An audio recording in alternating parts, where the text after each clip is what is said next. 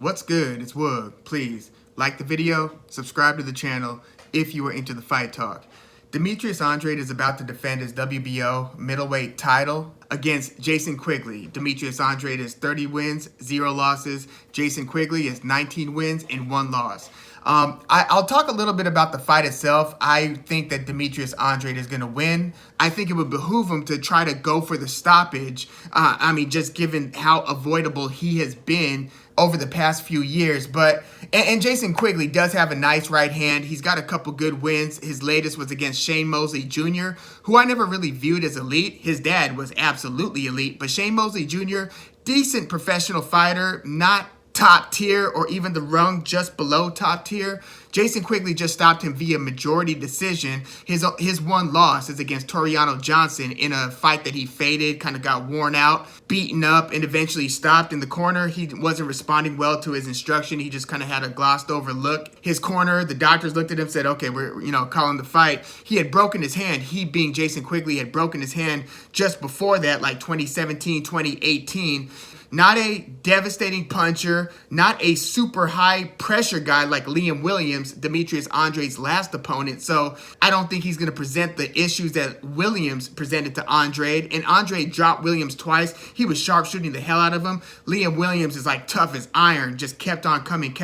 So he made for some pretty dramatic moments in the second half of the fight. I thought he had Andrade hurt a couple of times, but Andrade won a vast unanimous decision against Liam Williams. And Jason Quigley, he is a popular fighter in his home country of Ireland, even a bit of a celeb regionally. He moved over to Southern California a few years ago, but, his name was kind of building faster than his resume was around like 2016 to 2018, 2019. But again, he had lost to Toriano Johnson. He was trained by Dominic Ingle, and in recent fights is trained by Andy Lee. But, Jason Quigley at this point of his career at best should be fighting like the likes of a Liam Williams, not the WBO champion Demetrius Andrade. So, before overanalyzing or getting too deeply into the particular matchup, which I think that Andrade is actually going to push for the stoppage here. But the case of Demetrius Andrade and what has been transpiring in this 160-pound stage of his career, he's a former 154-pound champ. So this is like the second division that he's earned a major belt. But it's just been baffling that a belt holder can be somebody who is that avoided. And so you then have to point to the one power that seems like they could force important fights to happen for Demetrius Andrade, the WBO champ. And that's the sanctioning bodies. This same weekend, we're getting Terrence Crawford versus Sean Porter because the WBO stepped up and said, no, you got to fight this mandatory Sean Porter. It's got to happen regardless of whatever else other plans anybody's making. Basically, they're forcing a title defense based on their ranking system. So you look at, okay, where are the two places you could then look to make the great fights happen at middleweight? There are a few divisions where the important fights are happening, and then there are some where the fights that matter the most just are not happening. Middleweight might be the most egregious case, but you've got Jermall Charlo, Demetrius Andrade, Triple G, who is about to fight at least a WBA belt holder, Ryota Murata. He's going to be fighting him towards the end of the year. But you don't have any sort of cross-pollination of any of these unification fights. And it's not like some of them are not on the same platform.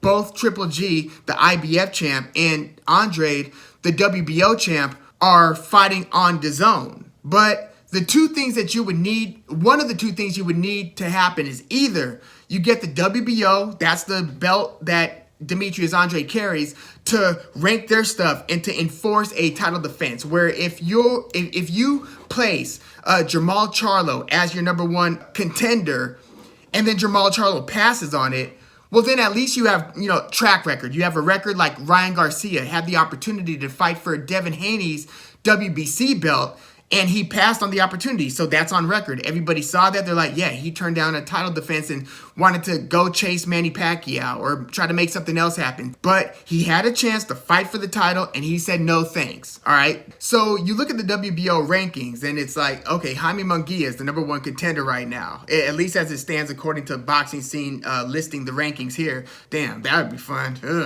Andrade versus Munguia. So the WBO's ranking system is one way where you could force fights. But here on their top 15, I don't see Jermall Charlo even listed.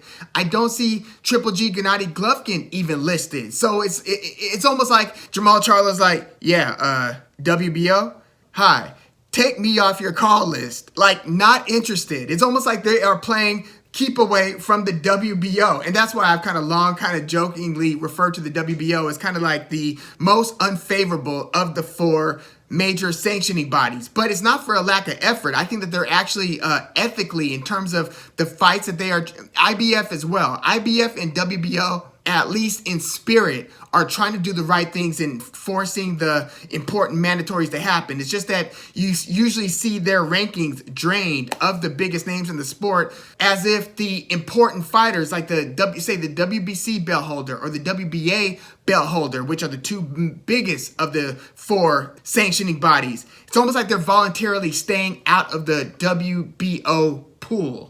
Okay, so if that option can't happen, and, that's one of the 2 things we would need to happen for Demetrius Andrade, or, in the case of 147, it was Terrence Crawford kind of holding that WBO belt that nobody's really tripping on. Okay, so if that can't work out for Andrade, then what has to happen? Well, the WBC or the WBA or the IBF would have to rank their system in a way where Demetrius Andrade is highly positioned, and they then force that mandatory to happen. But if you look at the IBF, the WBA, and the WBC rankings, Demetrius Andrade isn't on any one of those 3. Like, how is that possible? Who's dropping the ball here? Like, does Demetrius Andrade have their number? Like, can we get an answer from the WBC, WBA? Why isn't Demetrius Andrade even ranked on your system? It's like they don't know he exists, where any boxing insider has to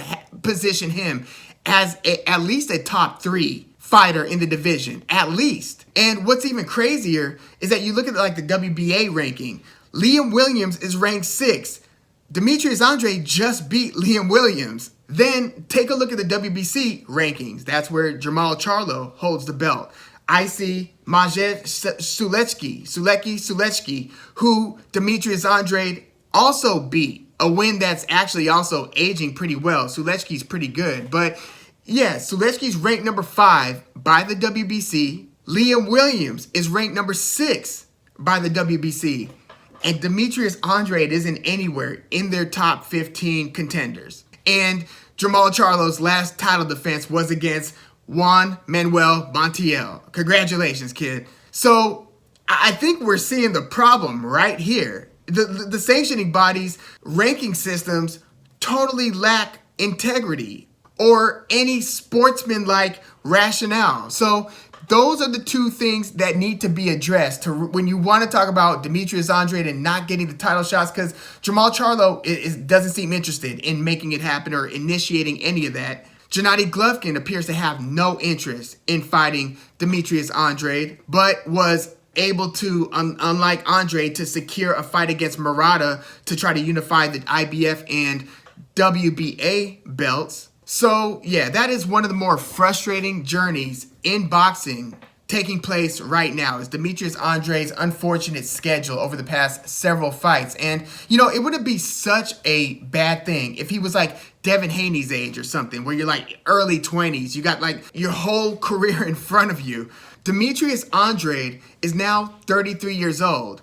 So it's like, I would want to ask Jermall Charlo, like, if legacy matters and it's not just about picking up the next payday, regardless of who you're fighting or what that fight means to your legacy, why not try to unify 2 of the titles? And Jermall Charlo has now turned 30. He's not 33, but he's not 28, 29 anymore. I don't see why that fight can't happen And then Triple G, I get he's almost 40 years old. He just wants to end with one more major payday, I'm sure.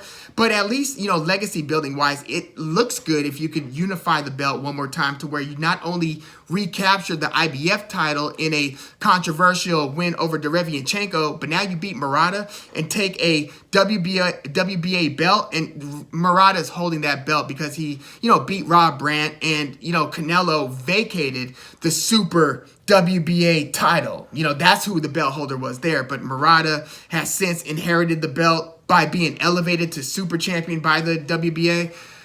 But Demetrius Andrade is especially concerning because he's now 33 and he still can't get any of the important fighters to fight him in the division. So I'm really pushing for the boxing world to push the sanctioning bodies and to pressure the sanctioning bodies into making something happen. Enforce a credible mandatory that involves Demetrius Andrade if you're the WBC or WBA, because there's no excuse for Demetrius Andrade not to even be in your ranking system. But yeah, Demetrius Andrade is about to fight Jason Quigley. I think Demetrius Andrade is just too good a range controller. He's got pretty long arms.